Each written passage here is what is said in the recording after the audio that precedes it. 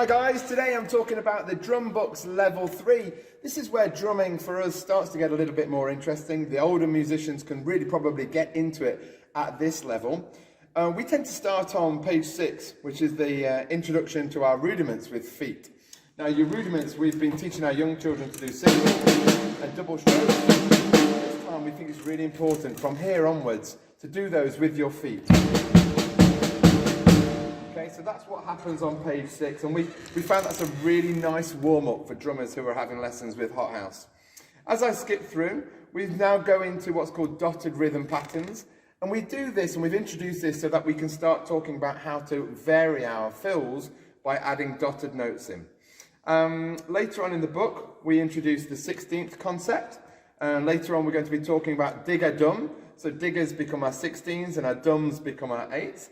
And that's a really nice, easy way to be able to teach rhythms. So if I go through to page 13, this is one of the hardest things. This is where our drummers really come a cropper and we have to spend a lot of time. We've basically got do, digger, digger, dotted, crotchet. And so we'll work really hard to try and get our young musicians to be able to play this pattern.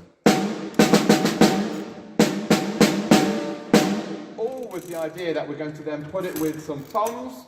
I'll do that now. And they've got a more interesting drum fill. Because it's books 3 and it's more advanced and designed for a slightly older age group, we found that the rhythms that we can play and the grooves that we play along to can also be more complicated. So starting at page 14,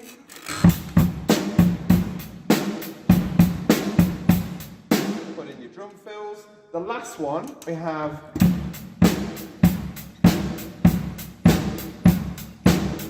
we're starting to give our drummers a palette of patterns which they can use for their drumming in ensembles. We like this book because as it gets towards the end we start introducing the material and the concepts that they'll need for our 4th book. That includes open and closing hi-hats, really tricky, and then changing between your ride and your hi-hat cymbals. But this one leads on really nicely to book 4, which is where the drumming really starts to get challenging.